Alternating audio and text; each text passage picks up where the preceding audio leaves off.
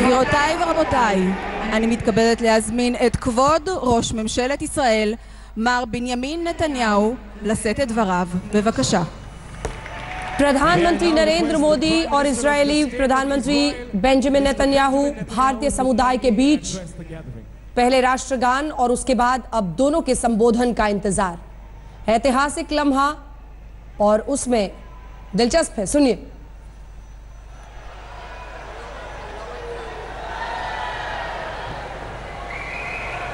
שלום לכם.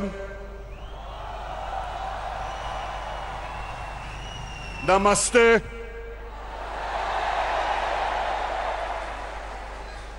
שלום לך, ידידי ראש ממשלת הודו, נרנדרה מודי.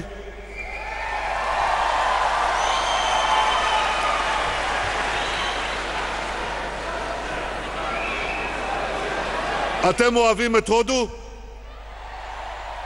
אתם אוהבים את ישראל? Prime Minister, these are the Jews of India. They love India. They love Israel. They love our friendship.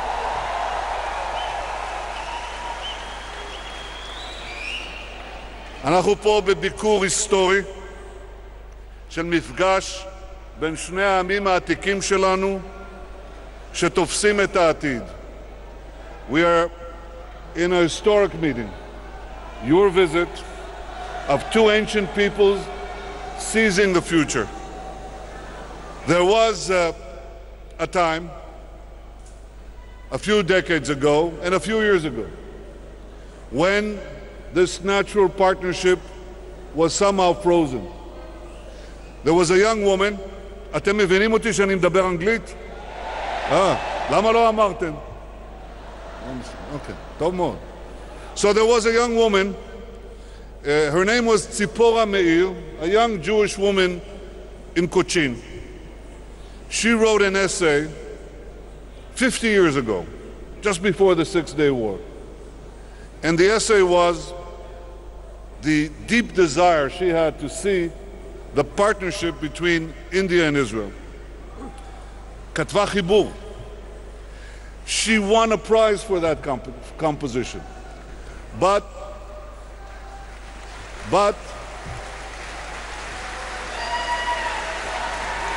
it didn't happen. It didn't happen. Tzipora Meir, like so many of you, came to Israel, built her home here, contributed to our life, maintained the love of Indian Jewish customs, prayers, and continue to hope that one day Israel and India will form this partnership and this friendship. Tzipora.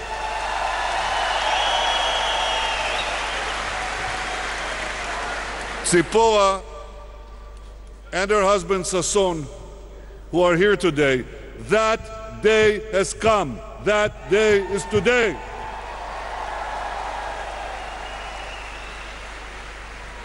Prime Minister Modi and I have decided on a vast program to bring our partnership and our friendship to new heights. But we always remember that there is a human bridge between us. You. We admire you. We respect you. We love you. And here is what is happening today. 70 years ago, our countries achieved independence. Israel achieved independence. India achieved independence. And our countries rise and rise and rise and rise, and now they meet today.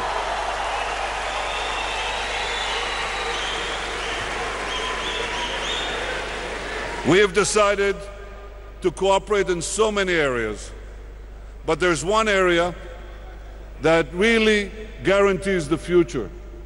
And Prime Minister Modi speaks of it all the time. It's the young people of India, the young people of Israel. So, Indian students are coming here. We're very flattered. Israeli young people are going there. But there is something that we want to achieve.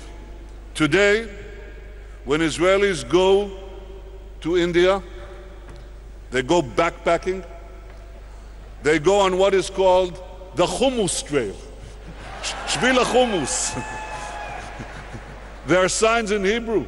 You hear Hebrew spoken. Shvil HaChummus, the Hummus Trail. I want to see young Indians come here backpacking on the Curry Trail.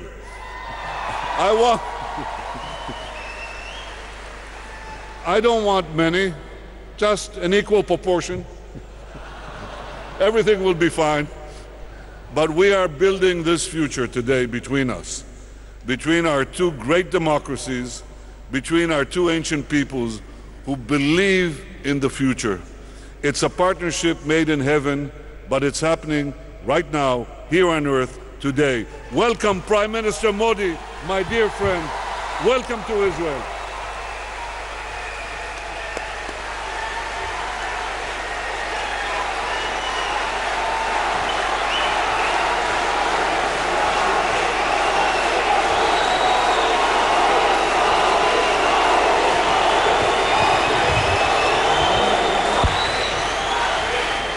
תודה רבה לכבוד ראש ממשלת ישראל, מר בנימין נתניהו. תודה רבה.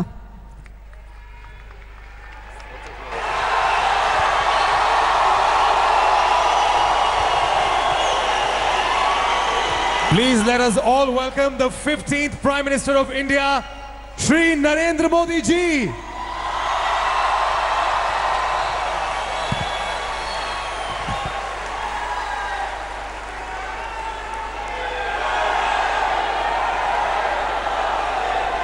Havrim be Israel, Shalom Aleichem.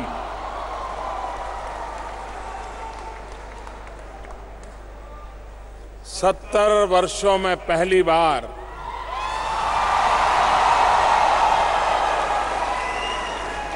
किसी भारतीय प्रधानमंत्री का आना ये अपने आप में एक खुशी का भी अवसर है और कुछ सवालिया निशान भी है। ये ह्यूमन नेचर है कि जब आप किसी बहुत करीबी व्यक्ति से बहुत दिन बाद मिलते हैं तो पहला रिएक्शन होता है बहुत दिन हुए मुलाकात, और फिर कहते हैं ठीक हो, कैसे हो। और ये जो कैसे हो, यह पहला वाक्य ही एक प्रकार से कन्फेशन के साथ जुड़ा हुआ होता है। व्यक्ति का हाल चाल पूछने के साथ साथ तुरंत ये भी स्वीकार कर लेता है कि बहुत दिन बाद मिले।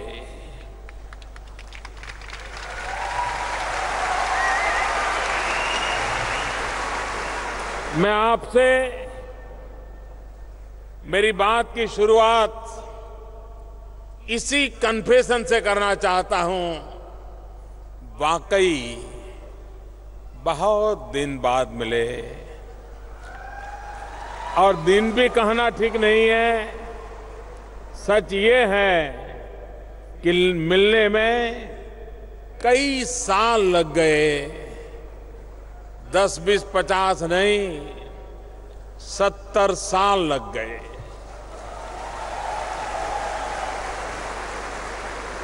भारत की स्वतंत्रता के 70 साल बाद भारत का कोई प्रधानमंत्री आज इजराइल की धरती पर आप सबके आशीर्वाद ले रहा है।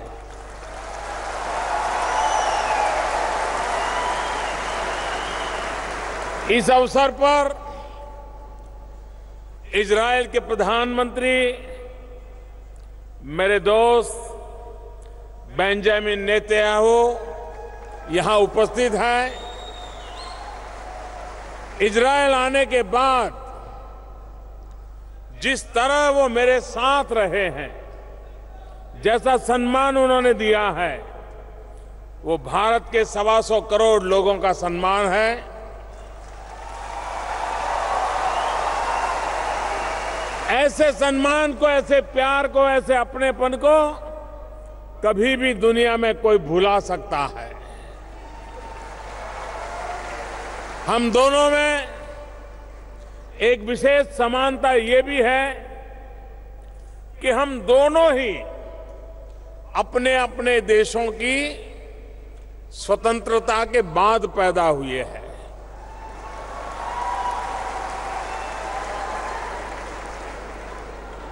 यानी बेंजामिन स्वतंत्र इजराइल में जन्मे और मैं स्वतंत्र भारत में जन्मा।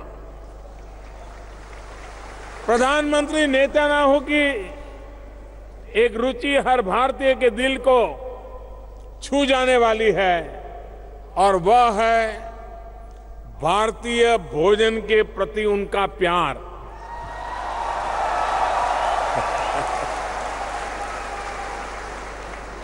कल रात्रि भोज पर उन्होंने भारतीय भोजन के साथ जो मेरी आवाभगत की, मैं उसे सदैव याद रखूंगा।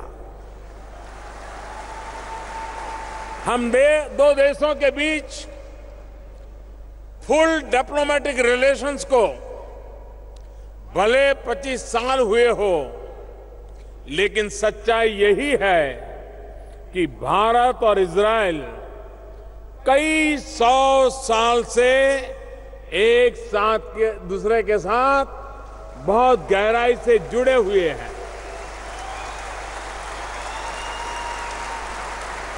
मुझे बताया गया है कि महान भारतीय सूफी संत बाबा फरीद ने 13वीं शताब्दी में जेरूसलम में रहकर एक गुफा में लंबी साधना की थी।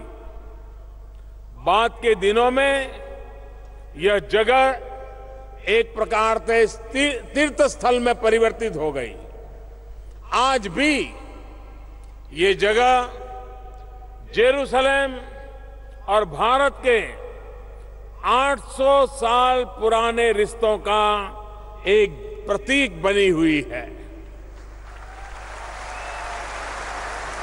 2011 में इस श्राइन के केयरटेकर शेख अंसारी जी को प्रवासी भारतीय सम्मान भी दिया गया था और मुझे आज उनसे मिलने का भी सौभाग्य प्राप्त हुआ।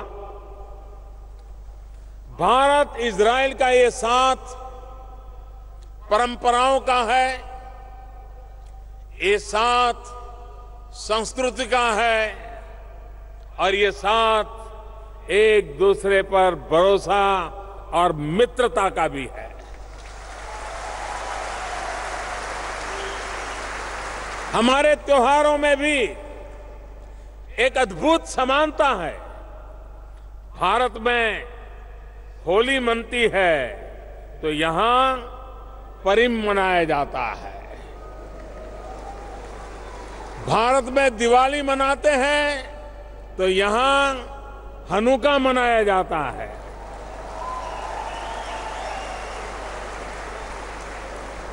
मुझे ये जानकर बहुत खुशी है कि ज्यूइश पुनरुत्थान के प्रतीक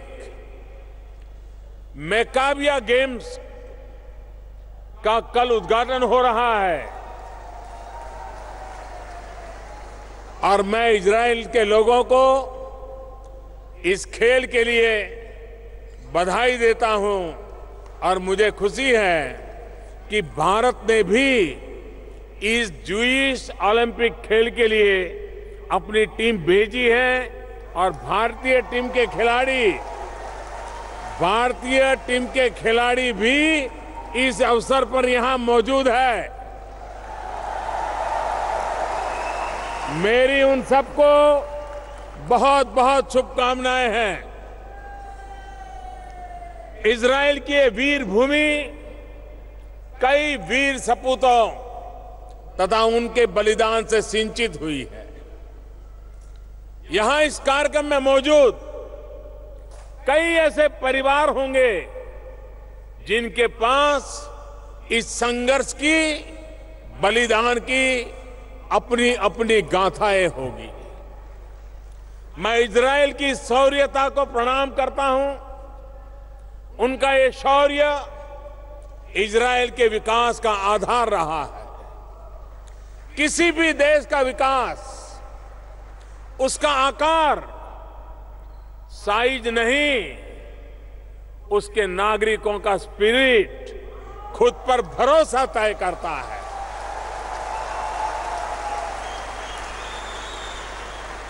संख्या और आकार उतना मायने नहीं रखता, ये इजराइल ने करके दिखाया है, साबित किया है। इस अवसर पर मैं सेकंड लेफ्टिनेंट एलिस एस्टन को भी श्रद्धांजलि देता हूं, जिन्हें इजराइल सरकार ने राष्ट्र निर्माण में उनके योगदान के लिए सर्टिफिकेट फॉर गैलेंट्री से सम्मानित किया था।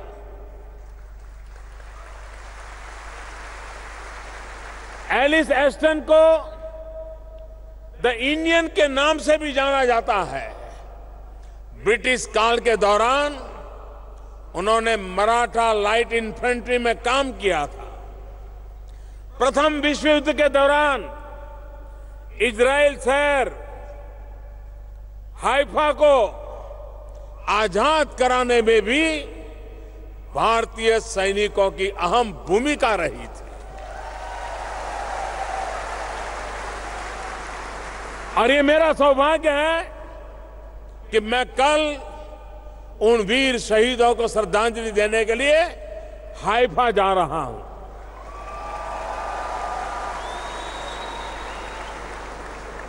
कल रात को मेरे मित्र प्रधानमंत्री नेतन्याहू के यहां खाने पर गया था। बड़ा पारिवारिक वातावरण था, हम गप्पे मार रहे थे। सुबह 2:30 बजे तक हम बातें करते रहे इंडियन टाइम से। और निकलते समय उन्होंने मुझे एक तस्वीर भेंट की, और जिस तस्वीर में प्रथम विश्व युद्ध के दौरान भारतीय सैनिकों द्वारा जेरूसलेम को लिबरेट कराने का एक बहुत ही हृदयस्पर्शी दृश्य, एक तस्वीर उन्होंने मुझे दी।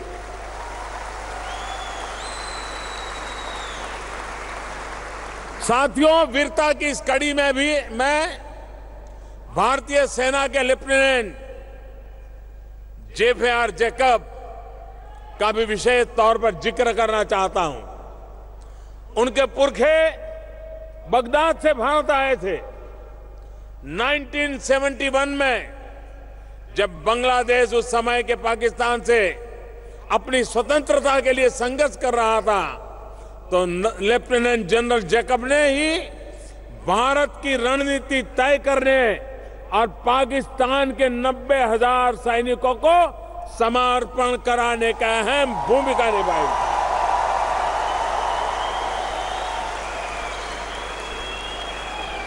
साथियों, जूइश समुदाय के लोग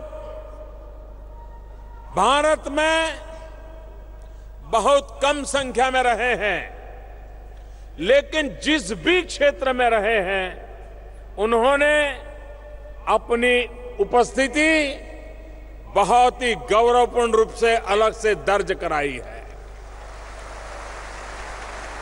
सिर्फ सेना ही नहीं, बल्कि साहित्य, संस्कृति, फिल्म, जूइश समुदाय के लोग अपनी मेहनत के दम पर, अपनी इच्छा शक्ति के दम पर आगे बढ़े हैं और एक मुकाम उन्होंने हासिल किया है। मैं देख रहा हूं कि आज के इस भव्य कार्यक्रम में इजराइल के अलग अलग शहरों के मेयर भी आए हैं। भारत और भारतीय समुदाय के प्रति उनका स्नेह उन्हें इस कार्यक्रम में शरीक होने के लिए खींच लाया है। मुझे याद आता है कि भारत की आर्थिक राजधानी कही जाने वाली मुंबई में भी जूयू समुदाय के एक मेयर रह चुके हैं। ये लगभग 80 साल पहले की बात है, जब मुंबई को बॉम्बे कहा जाता था। उस समय 1938 में एलिजा मोजिस के बॉम्बे के मेयर के तौर पर गौरवपूर्ण जिम्मेवारी निभाई थी। भारत में भी बहुत कम लोगों को पता होगा कि ऑल इंडिया रेडियो की जो सिग्नेचर ट्यून है, और वह भी एक ज्यूइश श्रीमान वॉल्टर कॉफमैन ने कंपोज की थी।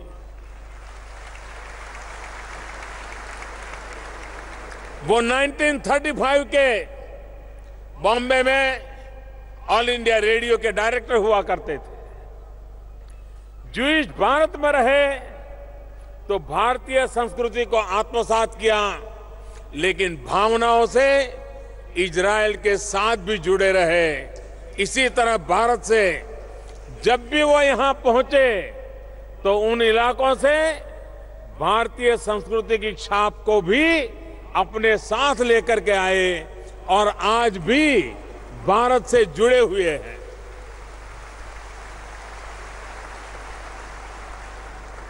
मुझे ये जानकर बहुत खुशी हुई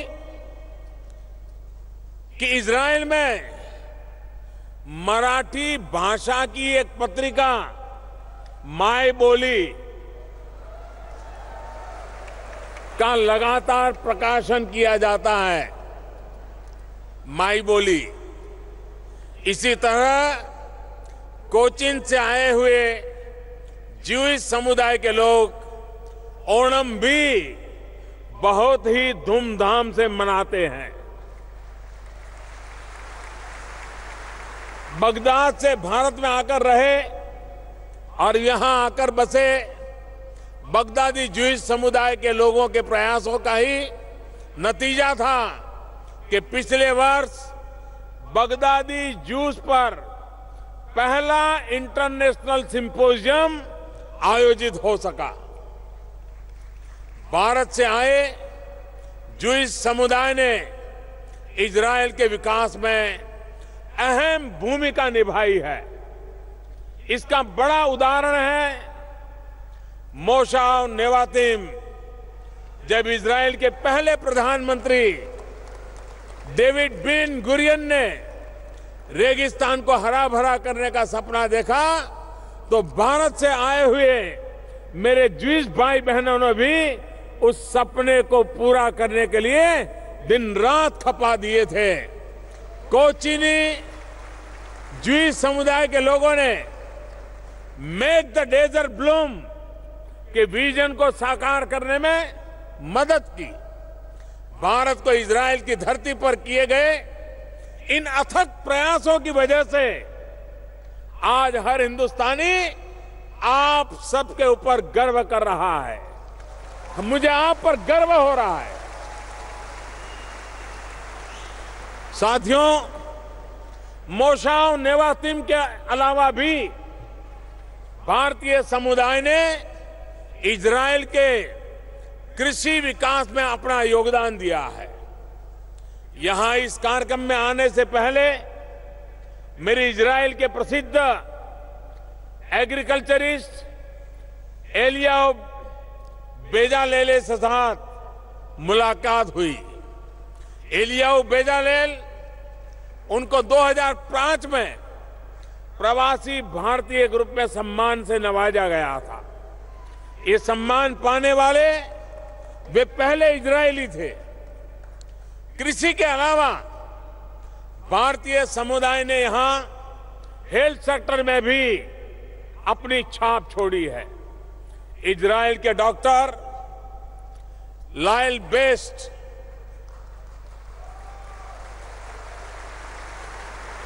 और लायल बेस्ड मेरे होम स्टेट गुजरात से हैं, और जो लोग अहमदाबाद से परिचित हैं, उन्होंने मणिनगर में बेस्ट हाई स्कूल का नाम सुना होगा। इसी वर्ष प्रवासी भारतीय अवार्ड से उनको सम्मानित किया गया है। डॉक्टर लायल बेस्ट यहां के मशहूर कार्डियो सर्जन है और उनका पूरा कैरियर मानव सेवा की अनेक कहानियों से जुड़ा हुआ है। मुझे बेने मिनासे समुदाय की दीना सामता के बारे में पता चला है। दीना बिटिया के पास देखने की शक्ति नहीं है, लेकिन इच्छा शक्ति तो यही इजराइल वाली है।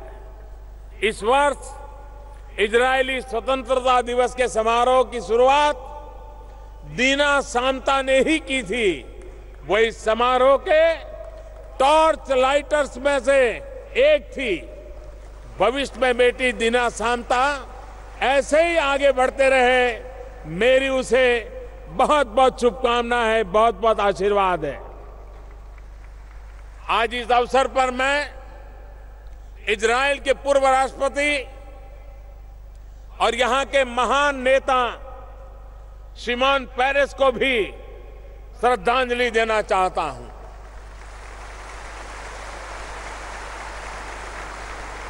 मुझे उनसे मिलने का सौभाग्य मिला था। श्रीमान शिमोन पेरेस ना सिर्फ इनोवेशन के अग्रदूत थे, बल्कि मानवता के बेहतरी के लिए अथक परिश्रम करने वाले स्टेट्समैन भी थे। इजरायली डिफेंस फोर्सेस या आईडीएफ में इनोवेशन की ट्रेनिंग बहुत शुरुआती वर्षों में ही मिलने लगती है।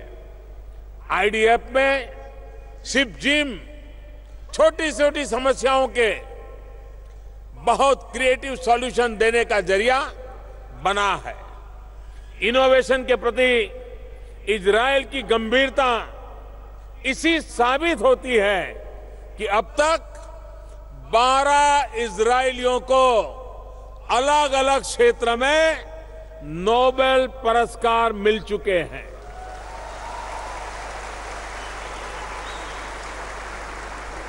किसी भी राष्ट्र के विकास में इनोवेटिव सोच का ये महत्व है, ये इजराइल को देखकर पता चलता है।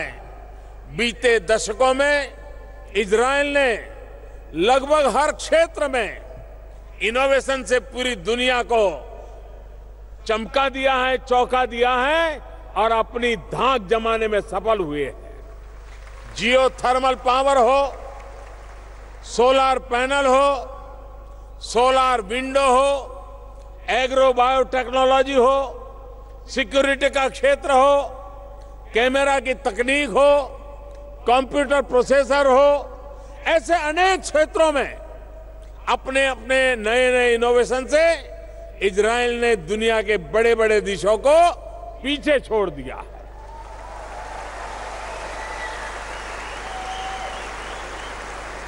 और ऐसे ही इजराइल को स्टार्टअप नेशन नहीं कहा जाता है। इसके पीछे ये सिद्धि है। भारत आज दुनिया की सबसे तेज गति से विकसित होती अर्थव्यवस्थाओं में से एक है।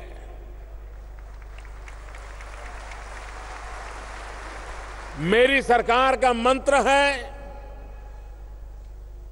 Reform, perform, transform.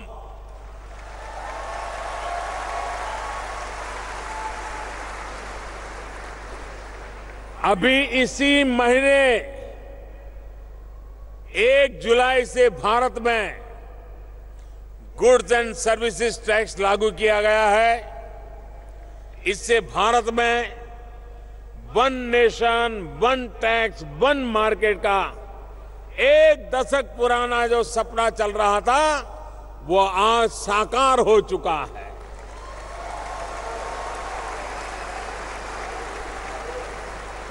और मैं जीएसटी को गुड एंड सिंपल टैक्स कहता हूं, क्योंकि इससे पूरे भारत में अब एक चीज पर एक ही प्रकार का टैक्स लगेगा, वरना इससे हमारे देश में एक तरह से सभी प्रकार के टैक्स अगर जोड़ दिए जाएं तो 500 से ज्यादा टैक्स सिस्टम चल रहे थे। टैक्स का सिस्टम उलझा हुआ था कि एक महीने का 1 लाख रुपए का कारोबार करने वाले व्यापारी से लेकर 1 लाख करोड़ रुपए का कारोबार करने वाली कंपनी तक हर कोई परेशान था। जीएसटी से भारत का आर्थिक एकीकरण हुआ है। जैसे सरदार पटेल ने राज्य रजवाड़ों को मिला करके राजकीय एकीकरण किया था, 2017 में आर्थिक एकीकरण का अभियान सफल हुआ।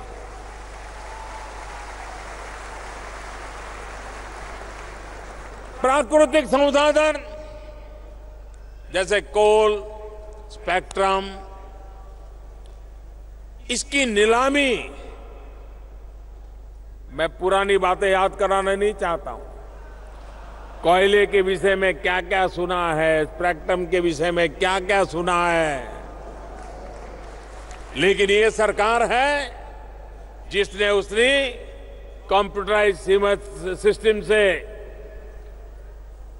उसकी नीलामी की, पारदर्शी प्रक्रिया से की, और आज लाखों करोड़ों का कारोबार करने के बाद भी कहीं कोई सवालिया निशान नहीं लगा है।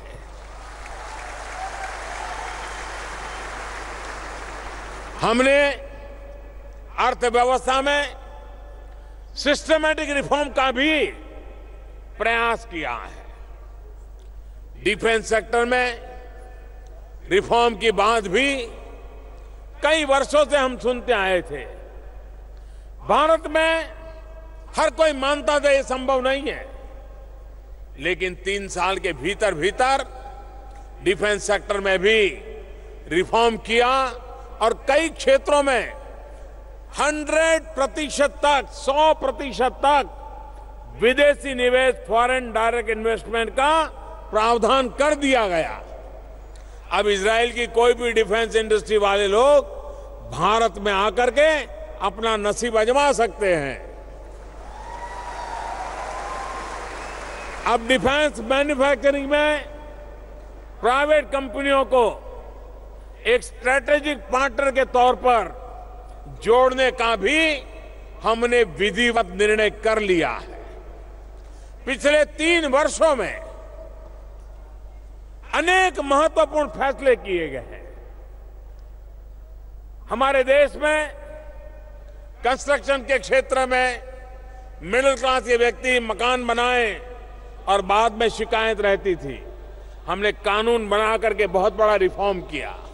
हमने कंस्ट्रक्शन सेक्टर में भी 100% फॉरेन डायरेक्ट इन्वेस्टमेंट को मंजूरी दे दी है। रियल एस्टेट रेगुलेटर का भी हमने अलग से निर्माण कर दिया है। रियल एस्टेट सेक्टर को सरकार ने इंडस्ट्री का दर्जा दिया है ताकि इस सेक्टर की कंपनियों को भी कम ब्याज पर कर्ज मिल सके। और जो मेरा सपना है कि 2022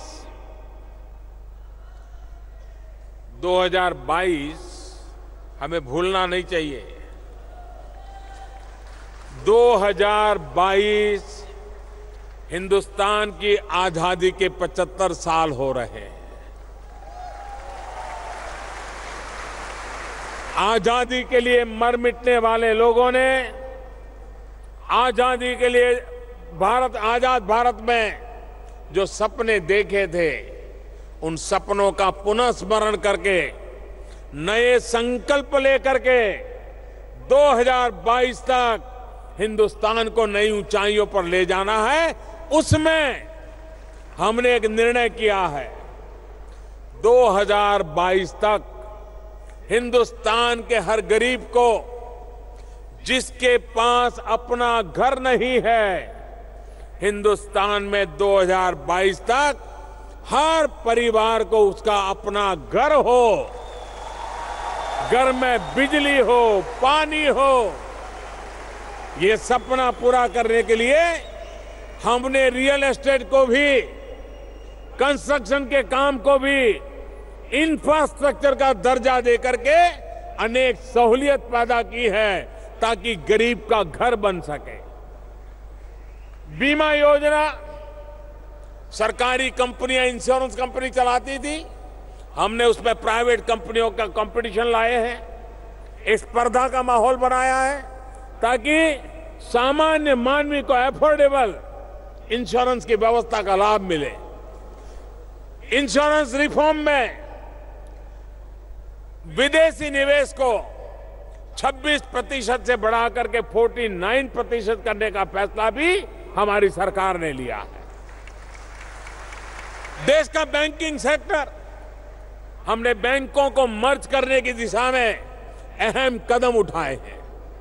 बैंकिंग सिस्टम को भी मजबूत करने पर सरकार ने विशेष बल दिया है। बैंकिंग सेक्टर में अपॉइंट के लिए हमने अलग बैंक के रिक्रूटमेंट बोर्ड बना दिया है, स्वतंत्र संस्था उनको रिक्रूट कर रही है। पॉलिटिकल इंटरफेरेंस हमने खत्म कर दिया है। हमने देश के अंदर 2 महत्वपूर्ण कानून बनाए हैं, बैंक्रप्सी एंड इंसॉल्वेंसी कोड। इससे विश्व भर के उद्योगकारों को, पूंजी निवेशकों को एक नया विश्वास पैदा होगा और बैंकों को भी एक नई ताकत प्राप्त होगी। आधुनिक बैंक्रप्सी कानून है जिसकी जरूरत कई दशकों से हमारे देश में महसूस की जा रही थी। हमने सरकार में नियमों में भी सरलता लाने का भरपूर प्रयास किया है। मिनिमम गवर्नमेंट, मैक्सिमम गवर्नेंस, इस मुद्दे को लेकर के जनता, सामान्य नागरिकों को व्यवस्थाओं के तहत कठिनाइयां न हो, निवेशकों को छोटी छोटी चीजों के लिए लंबा इंतजार करना पड़े, इन सारी चीजों को ध्यान में रखते हुए भी बदलाव किए जा रहे हैं।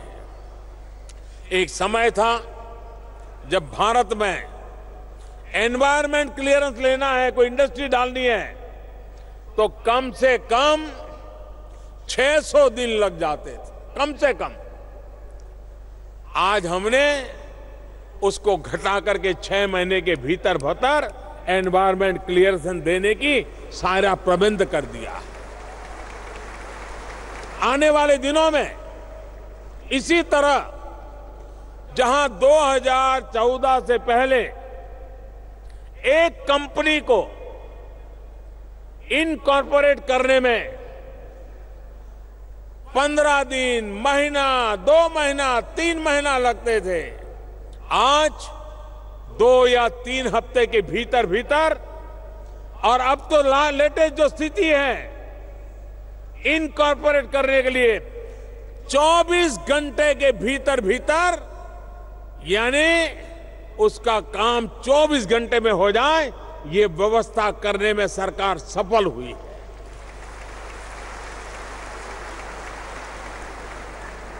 अगर कोई छोटा सा नौजवान स्टार्टअप से अपना कारोबार शुरू करना चाहता है तो सिर्फ 1 दिन के अंदर उसकी कंपनी रजिस्टर करा सकता है। दूसरे विश्व युद्ध में अपना सब कुछ गंवाने वाले देश अपने पैरों पर इसलिए खड़े हो पाए क्योंकि उन्होंने अपने देश के युवाओं के स्किल डेवलपमेंट पर ध्यान दिया। अब ये सुनहरा मौका दुनिया के सबसे नौजवान देश भारत के पास है। आज हिंदुस्तान नौजवान है। 65% जनसंख्या हिंदुस्तान की 35 साल से कम उम्र की है। जो देश के अंदर इतनी बड़ी तादाद में नौजवान हो, उस देश के सपने भी जवान हुआ करते हैं, उसके संकल्प भी जवान हुआ करते हैं और उसके प्रयास भी ऊर्जा से भरे हुए होते हैं। और भारत में स्किल डेवलपमेंट को बल देते हुए कौशल विकास मंत्रालय, स्किल डेवलपमेंट मिनिस्ट्री पहली बार देश में अलग बना दी गई। और पहले कभी 21 अलग अलग विभागों में, मंत्रालयों में, 50-55 मंत्रालय विभागों में एक कौशल विकास के अलग अलग बिखरी हुई व्यवस्थाएं चलती थी। इस सरकार ने कौशल विकास के अलग अलग कार्यक्रमों को एक मंत्रालय बना करके, एक मंच ला करके, एक होलिस्टिक अप्रोच के साथ कॉम्प्रिहेंसिव फोकस एक्टिविटी के रूप में स्किल डेवलपमेंट को बल दिया है। देश भर में 600 से ज्यादा यानी करीब करीब हर डिस्ट्रिक्ट में एक कौशल विकास केंद्र खोले जा रहे हैं। इंडियन इंस्टीट्यूट ऑफ स्किल्स की एक नई कल्पना के साथ स्थापना की गई है। भारतीय नौजवानों को अंतर्राष्ट्रीय प्रशिक्षण देने का मकसद उनका लेवल ग्लोबल बेंचमार्क का हो। 50 इंडिया इंटरनेशनल स्किल सेंटर का नेटवर्क ये सरकार तैयार कर रही है। इन संस्थानों में अंतर्राष्ट्रीय बेंचमार्कों को ध्यान में रखते हुए स्किल की ट्रेनिंग दी जा रही है। युवाओं के लिए बहुत जरूरी है कि उन्हें उद्योग की वर्तमान जरूरत के हिसाब से ट्रेनिंग मिले। इसलिए सरकार ने नेशनल अप्रेंटिसशिप प्रमोशन स्कीम शुरू की है। इसके तहत सरकार का लक्ष्य 50 लाख नौजवानों को अप्रेंटिसशिप की ट्रेनिंग देने का है। इस योजना पर सरकार लगभग 10,000 करोड़ रुपए खर्च कर रही है। इस स्कीम का मकसद अप्रेंटिसशिप करने वाले युवाओं की संख्या बढ़ाने के साथ ही साथ उन कारोबारियों और उन कंपनियों को भी प्रोत्साहन करना है जो ऐसे नौजवानों को अप्रेंटिसशिप के लिए अपने यहां रखते हैं। इसलिए सरकार एम्प्लॉयर को भी आर्थिक मदद दे रही है। पहली बार नौकरियों को टैक्स इंसेंटिव के साथ जोड़ दिया गया है। नई नौकरियों को मौका बनाने वाले एम्प्लॉयर को टैक्स में छूट देने का प्रावधान किया गया है। युवा पीढ़ी में इनोवेशन को बढ़ावा देने के लिए अटल इनोवेशन मिशन एम शुरू किया गया है। देश के स्कूलों में, कॉलेजों में इनोवेशन और एंटरप्रेन्योर्स को इकोसिस्टम बनाने के पर जोर लगाया जा रहा है। और आप इस बात को मानना होगा, इजराइल आज जहां पहुंचा है उसमें इनोवेशन का बहुत बड़ा योगदान है। जहां इनोवेशन बंद हो जाता है वहां जिंदगी का राह भी अटक जाता है। Manufacturing, transport, energy, agriculture, water, sanitation जैसे अनेक सेक्टरों में इनोवेशन एंटरप्रेन्योरशिप को बढ़ावा देने के लिए अटल इंक्यूबेशन सेंटर्स की भी स्थापना की गई है, उसको खोले जा रहा है। ये नए स्टार्टअप्स को आर्थिक मदद भी देंगे और सही रास्ता भी दिखाने का काम करेंगे। ये युवा अपना रोजगार खुद कर सके, इसलिए सरकार ने मुद्रा योजना भी शुरुआत की है।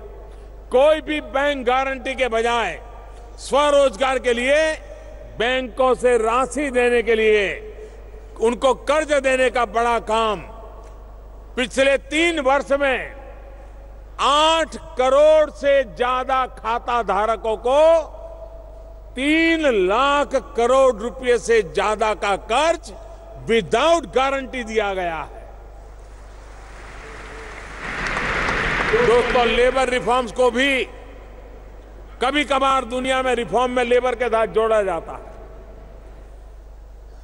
बड़ी बड़ी बातें बहुत होती हैं, लेकिन ये सरकार ने मजदूरों के हित में भी और विकास की यात्रा को बल देने वाले एक होलिस्टिक अप्रोच के साथ लेबर में भी रिफॉर्म किया है। और इसलिए कारोबार बढ़ाने में दिक्कत ना हो, एम्प्लॉयर, एम्प्लॉई और एस्पिरेंट्स तीनों के लिए एक होलिस्टिक अप्रोच लेकर हम काम कर रहे हैं। कुछ महीना पहले सरकार ने बड़ा बदलाव करते हुए तय किया कि व्यापारियों को लेबर लॉज के तहत 56 रजिस्टर रखने पड़ते थे। हमने रिफॉर्म करके 56 में से 5 पर ले आए। अब सिर्फ 5 रजिस्टरों से 9 श्रम कानूनों की आवश्यकता की पूर्ति हो रही है। इसी तरह सरकार ने श्रम सुविधा पोर्टल विकसित किया है। श्रम सुविधा पोर्टल एक ऐसा माध्यम है जिसमें सिर्फ एक रिपोर्ट देकर व्यापारी 16 से ज्यादा श्रम कानूनों से जुड़ी आवश्यकताओं की पूर्ति पलकों में कर सकता है। सामान्य दुकानें और संस्थान साल में 365 दिन खुले रह सके, इसके लिए भी राज्यों को एडवाइजरी दी गई है। 1948 के फैक्ट्री एक्ट के बदलाव करके राज्यों को सलाह दी गई है कि वो महिलाओं को रात्रि में भी काम करने की सुविधा प्रदान करें।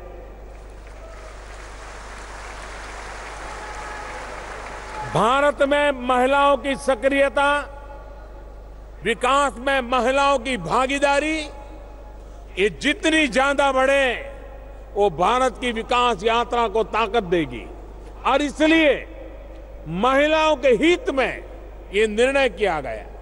दुनिया के समृद्ध देशों में भी मैटरनिटी लीव, काम करने वाली महिलाओं के लिए मैटरनिटी पेड लीव 12 हफ्ते से ज्यादा नहीं मिलती है। मेरे प्यारे देशवासियों, मैं आपको विश्वास दिलाता हूं, हिंदुस्तान ने मैटरनिटी पेड लीव 26 हफ्ते कर दी गई है। 26 हफ्ते कर दिए हैं, यानी एक प्रकार से 6 महीना उसको छुट्टी मिल जाएगी। ये सभी कौने इसलिए छोड़ दिए थे? कौन इसके लिए सरकारी दफ्तरों के चक्कर काटता रहे? ये पैसा भारत के गरीब श्रमिकों का था, इसलिए सरकार ने यूनिवर्सल अकाउंट नंबर भी दिए हैं।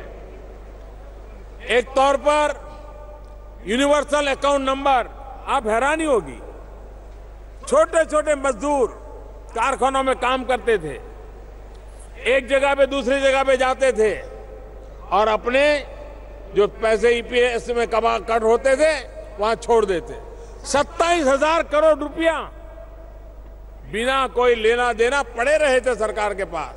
हमने नई व्यवस्था की, अब मजदूर कहीं पर भी जाएगा तो उसका अकाउंट भी उसके साथ साथ मूव करेगा और उसको पैसे उसके साथ मिल जाएंगे। इस समय भारत में सबसे ज्यादा रिकॉर्ड विदेश निवेश हो रहा है, हाईएस्ट फॉरेन डायरेक्ट इन्वेस्टमेंट। विदेश में रह रहे भारतीय भी बहुत बड़ी मात्रा में धन भारत भेज रहे हैं। अलग अलग देशों की रैंकिंग करने वाली एजेंसियां और संस्थाएं चकित है। मेक इन इंडिया एक ऐसा ब्रांड बना है जिससे पूरी दुनिया अचंभित हो गई है। आज डिजिटल मोर्चे पर भी भारत वर्ल्ड लीडर के रूप में उभर रहा है। Bharat new world digital revolution का हब बन रहा है। साथियों, रिफॉर्म का मतलब सिर्फ नए कानून बनाना इतना ही नहीं है। देश के विकास में आड़े आ रहे कानूनों में बदलाव करना और जिन कानूनों की आवश्यकता नहीं रह गई है उन्हें खत्म करना भी रिफॉर्म का हिस्सा है। पिछले 3 वर्षों में देश में 1200 पुराने कानून खत्म कर दिए गए, 40 और कानून खत्म करने की दिशा में भी हम आगे बढ़ रहे हैं। दोस्तों, भारत का किसान मिट्टी से सोना पैदा करने की ताकत रखता है। किसानों की मेहनत का नतीजा है कि इस वर्ष देश में अन्न का रिकॉर्ड उत्पादन हुआ है। आजाद हिंदुस्तान का सबसे ज्यादा अन्न उत्पादन का रिकॉर्ड का अनुमान इस वर्ष है। मानसून के साथ और केंद्र सरकार की किसान हित नीतियों के कारण ये संभव हुआ है। ये सरकार 2022 तक किसानों की आमदनी डबल करने के मकसद से काम कर रही है, नीतियां बना रही है। बीज से लेकर के बाजार तक किसान की हर मुश्किल का ध्यान रखा जा रहा है। हर खेत को पानी पहुंचाने के लिए प्रधानमंत्री कृषि सिंचाई योजना चलाई जा रही है। लंबे वर्षों से अटकी हुई करीब 100 यानी कि 99 बड़ी सिंचाई परियोजनाओं का चयन करके उन्हें तय समय में पूरा करने के लिए बहुत बड़ी धनराशि लगाई जा रही है। उसको अलग से मॉनिटरिंग की व्यवस्था की है। सैटेलाइट टेक्नोलॉजी, स्पेस टेक्नोलॉजी का उपयोग किया जा रहा है, ड्रोन का इस्तेमाल किया जा रहा है। प्रधानमंत्री कृषि सिंचाई योजना का परिणाम यह है कि कृषि योग्य जमीन को माइक्रो इरिगेशन के दायरे में लाने की रफ्तार अब लगभग 2 गुनी हो चुकी है। किसानों को अच्छी क्वालिटी के बीज मिले, उन्हें मिट्टी की सेहत के बारे में पता हो, इसके लिए भी काम किया जा रहा है। अब तक देश के 8 करोड़ से ज्यादा किसानों को सॉइल हेल्थ कार्ड दिया जा चुका है। सॉइल हेल्थ कार्ड का असर फसल के उत्पाद पर भी देखा जा रहा है। इसी तरह यूरिया की 100% निम कोटिंग से यूरिया की एफिशिएंसी बढ़ी है, अनाज की पैदावार बढ़ी है और किसानों की लागत कम हुई है। किसानों को अपनी फसल बेचने में दिक्कत ना हो, इसके लिए इलेक्ट्रॉनिक नेशनल एग्रीकल्चर मार्केट यानी ई-नाम योजना तेजी से काम हो रहा है। एक राष्ट्रीय ऑनलाइन बाजार बनाया गया है जिससे अब देश के 450 से ज्यादा कृषि मंडियां उसके साथ जुड़ चुकी हैं। सरकार खेती में किसानों का जोखिम कम करने और उतनी ही आसानी से किसानों को कर्ज देने पर भी काम कर रही है। मौसम की मार की वजह से किसानों पर आफत ना आए, इसलिए प्रधानमंत्री फसल बीमा योजना लागू की गई है। इस योजना के तहत सरकार ने रिस्क अमाउंट बढ़ाया है और प्रीमियम कम किया है। खेती से जुड़े हर उस सेक्टर पर सरकार ध्यान दे रही है जिससे उनकी आमदनी बढ़ सके। पिछले महीने सरकार ने देश के फूड प्रोसेसिंग सेक्टर को मजबूत करने के लिए किसान संपदा योजना की शुरुआत की है। आज भी हमारे देश में लगभग 1 लाख करोड़ रुपए का नुकसान इसलिए होता है क्योंकि फसल पैदा होने के बाद इंफ्रास्ट्रक्चर एवं सप्लाई चेन मजबूत नहीं होने के कारण हमें नुकसान होता है। फल सब्जियां लोगों तक पहुंचने से पहले ही खराब हो जाती है। किसान संपदा योजना से फूड प्रोसेसिंग सेक्टर मजबूत होगा तो किसानों का नुकसान कम होगा और उनकी आमदनी बढ़ेगी। इजरायल और भारत टेक्नोलॉजी के क्षेत्र में कंधे से कंधा मिलाकर चल सकते हैं। एग्रीकल्चर सेक्टर में इजरायल का साथ भारत में दूसरी हरित क्रांति में मदद कर सकता है। इसी तरह डिफेंस और स्पेस टेक्नोलॉजी में भी भारत और इजराइल के संबंध बढ़ने से दोनों देशों का बहुत ही फायदा होगा। इसलिए आवश्यकता है कि दोनों देश सैकड़ों वर्षों की आत्महत्या और 21वीं सदी की आवश्यकताओं को ध्यान में रखते हुए एक साथ आगे बढ़े। यहां इजराइल में लगभग 600 छात्र अलग अलग विषय की पढ़ाई कर रहे हैं। इनमें से कुछ यहां इस कार्यक्रम में उपस्थित भी हैं। मेरे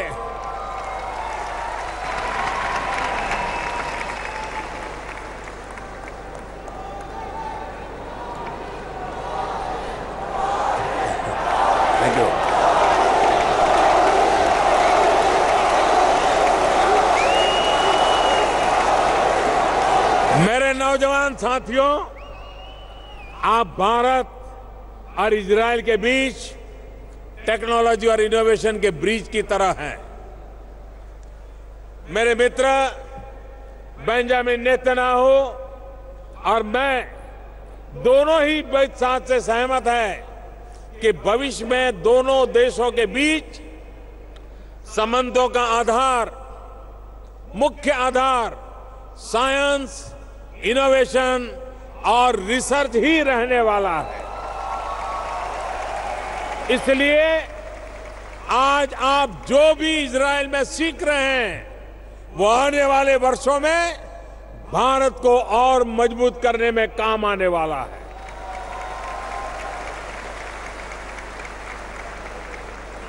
चंद घंटे पहले मैं मोशे हॉल्सबर्ग से मेरी मुलाकात हुई। इस मीटिंग ने मुंबई हादसे की याद दिलाई, किंतु आतंकवाद के ऊपर जीने का उत्साह कैसे विजयी होता है यह भी मैंने उनसे मुलाकात में देखा है। स्थायित्व, शांति और सद्भावना ये भारत के लिए जितनी अहम है उतनी ही इजराइल के लिए भी अहम है। दोस्तों, इजराइल में रहने वाले भारतीय सेवा, शौर्य और सद्भावना के प्रतीक है।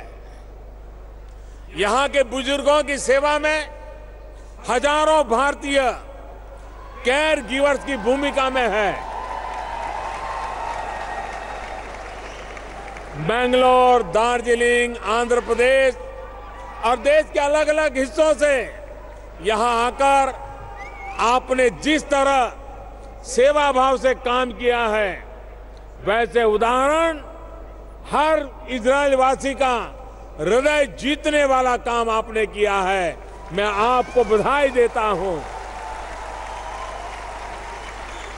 साथियों, इजराइल में रहकर रहे भारतीय समुदाय के लोगों को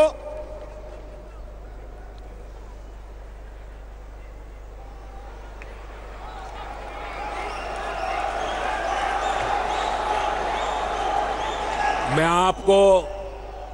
आपको खुशखबरी भी तो सुनाना चाहता हूं।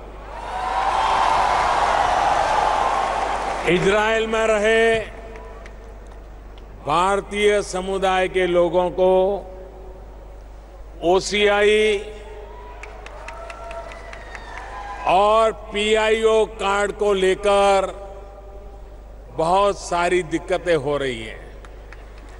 इसकी मुझे जानकारी मिली।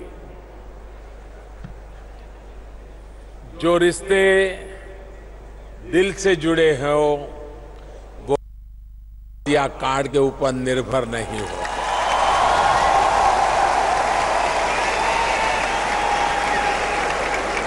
ऐसा नहीं हो सकता कि भारत आपको ओसीआई कार्ड देने से मना करे।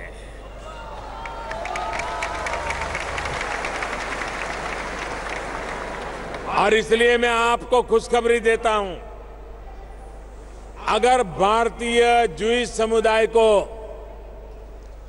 ओसीआई कार्ड नहीं मिल पाया तो इस ओसीआई कार्ड देने का उद्देश्य ही पूरा नहीं हो पाएगा। भाइयों और बहनों, मैं आपको भरोसा दिलाना चाहता हूं कि भारतीय समुदाय के जिन लोगों ने, सुन लीजिए, भारतीय समुदाय के जिन लोगों ने इजराइल में कंपल्सरी आर्मी सर्विस की है, उन्हें भी अब से OCI कार्ड मिल जाएगा।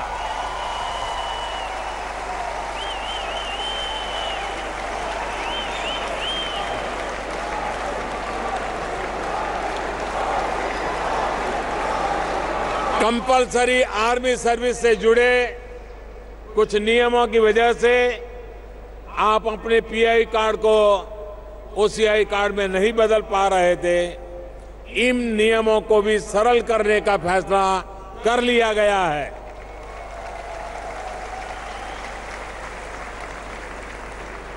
दूसरी बात, दोनों देशों के बीच सांस्कृतिक संबंधों को और बढ़ाने के लिए पिछले काफी समय से इजराइल में इंडियन कल्चरल सेंटर की कमी महसूस की जा रही थी। आज आपके बीच मैं ये घोषणा करना चाहता हूं कि बहुत ही जल्द भारत सरकार इजराइल में इंडियन कल्चरल सेंटर खोलने जा रही है।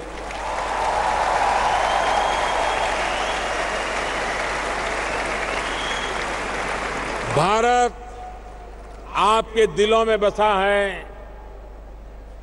इंडियन कल्चरल सेंटर आपको सदैव आपकी भारतीय संस्कृति से जोड़ करके रखेगा।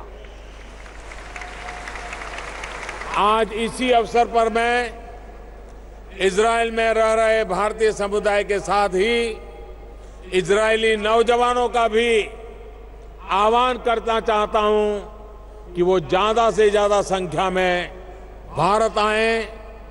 भारत और इजरायल सिर्फ इतिहास से ही नहीं बल्कि संस्कृति से भी एक दूसरे के साथ जुड़े हुए हैं। दोनों ही मानवीय मूल्य और मानवीय विरासत के साझेदार हैं। परंपराओं की पूजा और कठिन परिस्थितियों से जीकर निकलना दोनों देशों को आता है। इसके अनेक प्रतीक भारत में है और इजराइल के नौजवानों को इस ऐतिहासिक यात्रा का गवाह बनने के लिए ज्यादा से ज्यादा भारत आते रहना चाहिए। मुझे पूरा विश्वास है कि अतिथि को भगवान मानने वाला हमारा देश आप बहुत अच्छी यादें लेकर के ही लौटने के लिए प्रेरित करेगा। आखिर मैं एक बार फिर जिस समुदाय को अपने मित्र बेंजामिन नेतन्याहू और पूरे इजराइल का हृदय से आभार व्यक्त करता हूं। और भाइयों, अब दिल्ली, मुंबई, तेल अवीव, दिल्ली, मुंबई, तेल अवीव विमान सेवा शुरू कर दी जाएगी।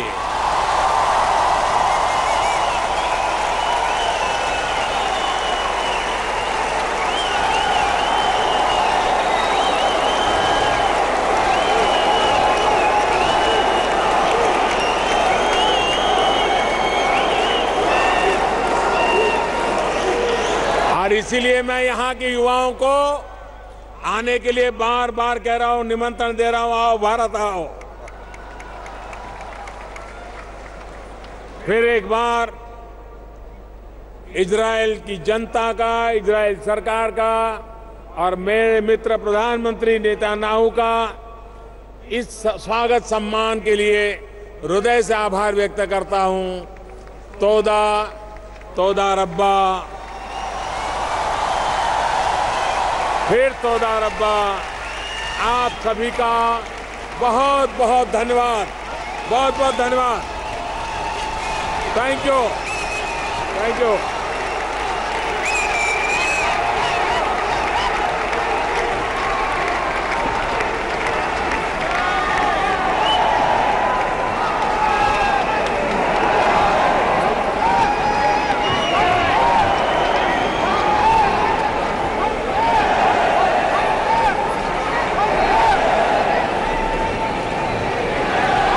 קהל נכבד, אינכם מתבקשים להישאר במקומותיכם עד לעזיבת ראשי הממשלה את המתחם. सपनों के भारत की व्याख्या तेल अवीव कन्वेंशन सेंटर में प्रधानमंत्री नरेंद्र मोदी की तरफ से, और ये ऐतिहासिक लम्हे जब वहां मौजूद भारतीय और यहूदी समुदाय को दोनों प्रधानमंत्री एक बार फिर अगल बगल खड़े होकर वेव करते हुए, ये तस्वीरें हम आपको दिखा रहे हैं तेल अवीव कन्वेंशन सेंटर की, जहां पर प्रधानमंत्री नरेंद्र मोदी ने अब से कुछ ही देर पहले भारतीय समुदाय को संबोधित किया। ओवरसीज सिटीजन ऑफ इंडिया, ये कार्ड कैसे वहां पर लोगों को उपलब्ध कराया जाए, इस पर खासी तालियां बजी। और सबसे बड़ी जो घोषणा इस मंच से हुई वो है दिल्ली मुंबई तेल अवीव फ्लाइट, यानी उड़ान सेवा अब शुरू होगी दोनों देशों की राजधानी के बीच में। ये बहुत बड़ी खुशखबरी है ऐसे लोगों के लिए जिनको तेल अवीव जाना था। अभी तक हमेशा किसी दूसरे देश से होकर पहुंचना पड़ता था इस्राएल, अब लेकिन तस्वीर बदल जाएगी। ये बड़ा ऐलान आज इस मंच से किया है प्रधानमंत्री नरेंद्र मोदी ने, और तेल अवीव में अपने संबोधन में न सिर्फ अपने देश की सरकार की जो तमाम प्राथमिकताएं हैं, जो कामयाबियां हैं, उनको गिनाई, बल्कि इसके आगे ये भी इस मंच से साफ किया कि दोनों देश आतंकवाद के खिलाफ एकजुट हैं। मोशे का भी जिक्र किया जिससे आज वो मिले 26/11 में, जिसके माता पिता को मारा गया था 10 साल का बच्चा, उसका भी जिक्र करते हुए कहा कि विपरीत परिस्थितियों में हम ही दोनों देशों ने कामयाबी हासिल की है और वही मिसाल ये दोस्ती आगे ले जाएगी। कई खास मेहमान हमारे साथ चर्चा में शामिल हो रहे हैं। गोपाल कृष्ण अग्रवाल भारतीय जनता पार्टी के राष्ट्रीय प्रवक्ता हमारे साथ जुड़ गए हैं। राशिद अल्वी जी वरिष्ठ नेता कांग्रेस पार्टी के हमारे साथ इसी मुद्दे पर जुड़ गए हैं। आलोक मेहता जी वरिष्ठ पत्रकार हमारे साथ हैं। हमारे साथ major general retired Ashok Mehta यहाँ पर मौजूद हैं। कमोडोर जीजे सिंह हमारे साथ जुड़ रहे हैं और भी कई खास मेहमान। एसडी मुनि जी हमारे साथ फॉरेन अफेयर्स एक्सपर्ट जुड़ गए हैं। मैं सबसे पहले गोपाल कृष्ण अग्रवाल आपके पास आना चाहती हूँ।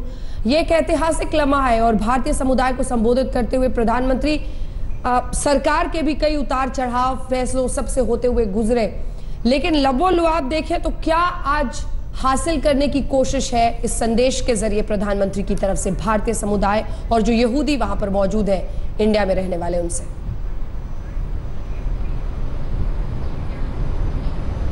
सबसे बड़ा महत्वपूर्ण बात थी कि प्रधानमंत्री ने जो 3 साल का भारतीय जनता पार्टी का, भारत सरकार का, मोदी सरकार का जो पूरा रास्ता था, जिसके थ्रू उन्होंने आर्थिक विकास की मजबूत नींव भारत में रखी है और जिसके साथ भारत को आर्थिक शक्ति के रूप में विश्व में आगे ले जाना चाहते हैं, उसकी पूरी भूमिका और उसका मार्ग उनके सामने रखा है उन लोगों को, ताकि यह बताए, क्योंकि भारत चाहता है कि इजराइल के साथ हमारे आर्थिक संबंध मजबूत हो, वहां से इन्वेस्टमेंट आए, वहां से टेक्नोलॉजी आए, वहां से डिफेंस के लिए टेक्नोलॉजी इनोवेशन आए, वहां से इन्वेस्टमेंट आए। तो उसके चाहे लेबर रिफॉर्म्स की बात हो, चाहे ईज ऑफ डूइंग बिजनेस की बात हो, चाहे जीएसटी की बात हो, तो जो भारत का आर्थिक परिदृश्य है, जो बदलाव किए गए हैं हिंदुस्तान में, प्रधानमंत्री ने बहुत स्पष्टता से उसके सामने रखे हैं। लगभग 3 करोड़ 10 लाख हिंदुस्तानी, जी महाशक्ति बनना चाहता है। जी 3 करोड़ 10 लाख हिंदुस्तानी पूरे विश्व में अलग अलग जगहों पर रहते हैं। 85,000 इजराइल में रहते हैं। प्रधानमंत्री की हमेशा नजर रहती है विदेशों में रहने वाले भारतीयों पर, क्योंकि वो देश के साथ एक रिश्ता बनाकर रखते हैं। उस रिश्ते को कैसे और भी मजबूत किया जाए, इस पर प्रधानमंत्री हमेशा खास ध्यान देते हैं। राशिद अल्वी जी, तेल अवीव कन्वेंशन सेंटर और वहां पर मोदी मोदी के नारे, कल कोई शशि थरूर या कोई आपकी पार्टी का नेता तो नहीं बोलेगा कि लोगों को इकट्ठा किया गया था। आज के संबोधन से क्या साबित होता है?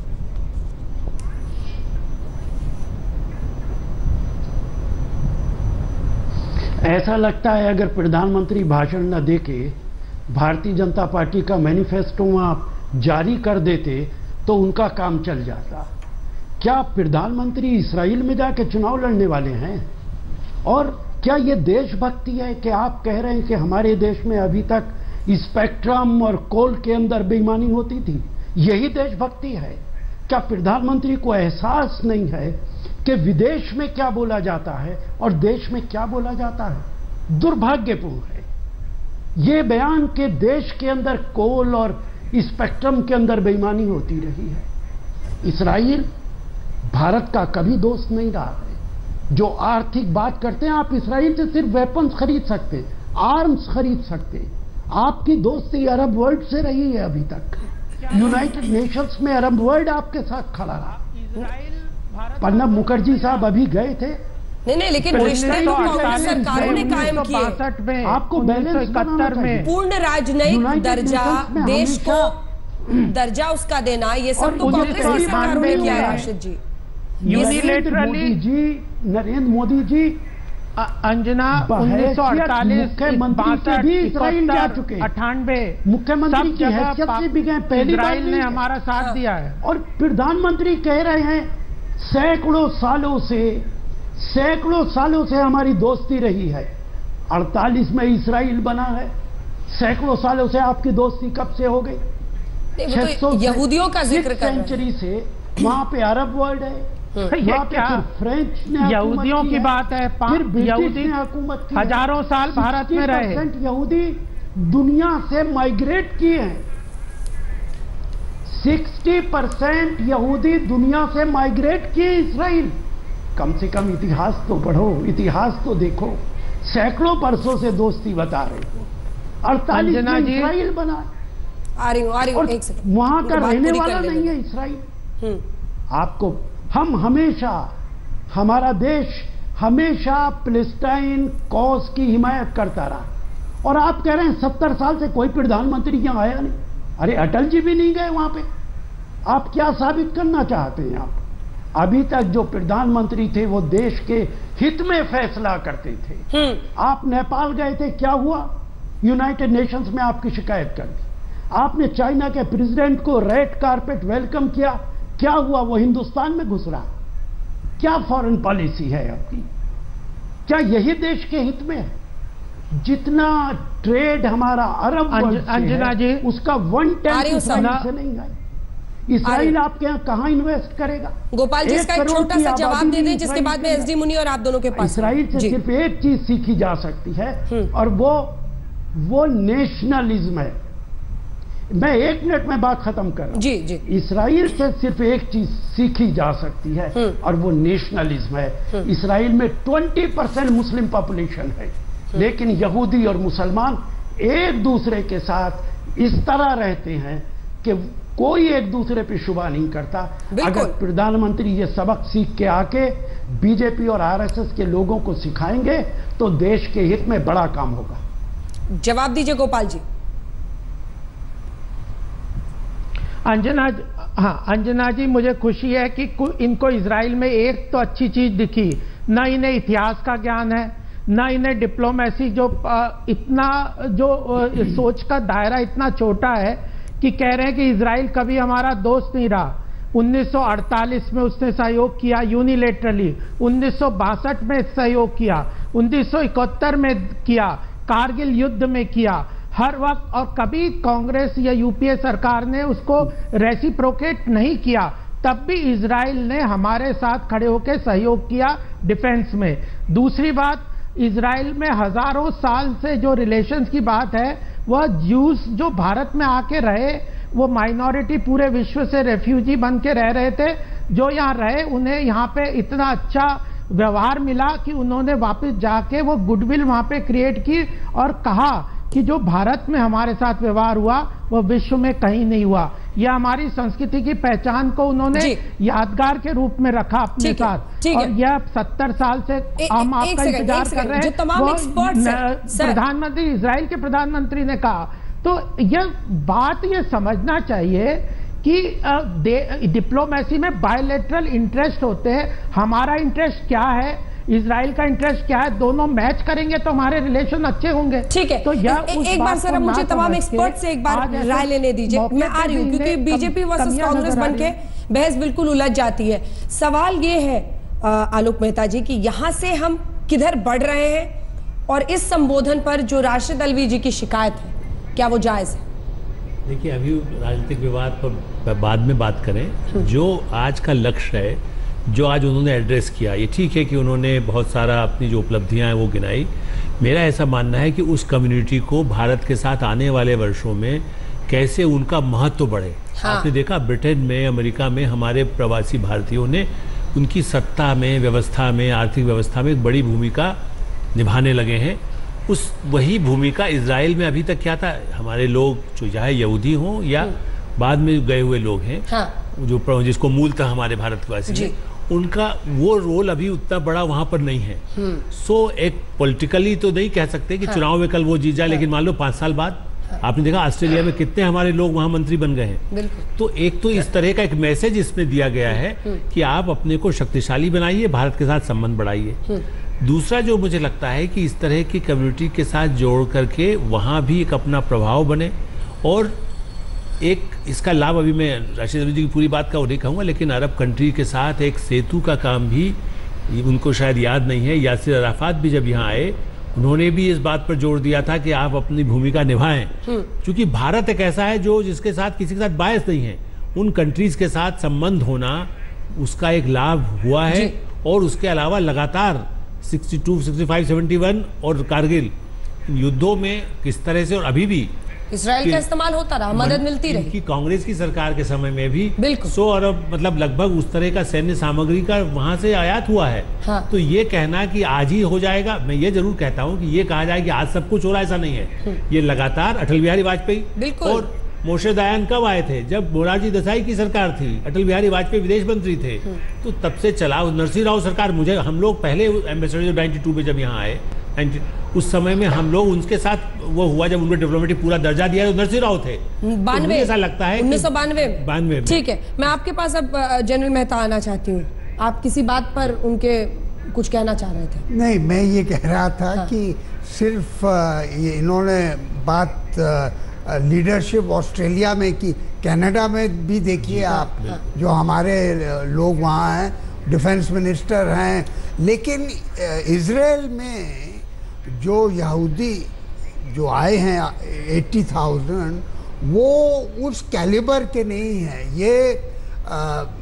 ये बिजनेस में है थोड़े बहुत, कोई पावर में नहीं है, पॉलिटिकल पावर और इन्फ्लुएंस में कोई ऐसा शख्स नहीं है जो भारतीय हैं, या जो भारतीय हैं, 85 है, तो उस जगह पे नहीं पहुंचे हैं। लेकिन मैं जो उन्होंने भाषण दिया है, मेरे विचार में ये थोड़ा एडिट हो सकता था, क्योंकि अब वो बहुत बोल रहे हैं, जगह जगह पे बोल रहे हैं, तो मेरा ख्याल से थोड़ा ज़्यादा ही बोल गए। लेकिन अब उनमें ये क्षमता है कि वो जो भी बोले तालियां बजती हैं और मोदी के नारे लगते हैं। जी हाँ। और दूसरी बात ये कहूँगा कि ये जो पूरा माहौल है, ये अब प्रधानमंत्री की विजिट पर बन गया है कि 75 साल के बाद एक प्रधानमंत्री गया है, 70 साल के बाद, कोई पहली बार that has become the main issue. And क्योंकि जो रिश्ते आपने रिश्ते रखे, लेकिन छिपा के रखे, खुल के उसको स्वीकारा नहीं। रिश्ते तो खुले थे। पॉलिटिकली ये जो डीहाइफनेट किया गया है, पैलेस्टाइन, वेस्ट बैंक, गाजा, इसको जो डीहाइफनेट किया है, ये अभी आउट इन द ओपन हुआ। रिश्ते तो चल रहे हैं हमारे बहुत पुराने, दर्जा दिया देश का, फिर पूर्ण राजनयिक रिश्ते बनाए 92 और में। एक छोटी सी बात और कहूंगा कि ये विजिट ये डिफेंस के बारे में नहीं थी। ये विजिट आपका एग्रीकल्चर, पानी, साइंस, टेक्नोलॉजी, स्पेस, इन एरियाज और पीपल टू पीपल के रिलेशंस के ऊपर, डिफेंस का एक बात नहीं हुआ। नहीं, और 10 आर्म ड्रोन उनसे मिलेंगे? नहीं, हुआ ही नहीं। नहीं, बिल्कुल हुआ ही नहीं। सितंबर 2015 में आर्म्ड जो ड्रोन्स थे जो मिलने थी, वो अभी तक डिलीवरी नहीं हुई है, और उसके बारे में कोई बात भी नहीं अभी तक। कौन से महीना? सितंबर पिछले साल 2015। ठीक है, मैं जी इसमें जोड़ दूं। मैं खाली जनरल साहब ज़्यादा वैसे जानते हैं डिफेंस पर, मेरा आप यदि याद करें, पहले कभी ऐसे रक्षा समझौते ऐसे मुलाकातों में नहीं घोषित होते हैं। इसका बैकग्राउंड बना होता है, वो महीने भर पहले या महीने भर बाद उसके पेपर आगे चलते हैं, उनको ज्यादा ओपन उतना नहीं किया जाता है कि क्या क्या चीज आप खरीद रहे हैं। ये आपकी बात सही है कि वो जो मिलना था वो अभी नहीं मिले, तो जल्दी मिले। एसडी मुनि जी, मैं आपके पास आना चाहती हूँ। प्रधानमंत्री की हमेशा हमने कोशिश देखी है जो भारतीय समुदाय विदेश में है उसको रीच आउट करने की। मैडिसन स्क्वायर गार्डन से लेकर तेल अवीव कन्वेंशन सेंटर में हमने वही कवायद देखी है। हमेशा कहते हैं कि मेरे जो लोग सरकारी यहाँ पर है वो राजदूत कहलाते हैं, लेकिन हम आपको राष्ट्रदूत मानते हैं। कैसे देशों के रिश्ते बेहतर हो, आप सबसे बड़े सूत्रधार हैं। उसी कड़ी में देश की उपलब्धियां गिना रहे थे कि कैसे अब हिंदुस्तान में आकर किसी भी बिजनेस को स्टार्ट करना या यहां पर लोगों की जिंदगियां ज्यादा बेहतर और अच्छी हो रही हैं। क्या वो इस कोशिश में कामयाब हुए हैं?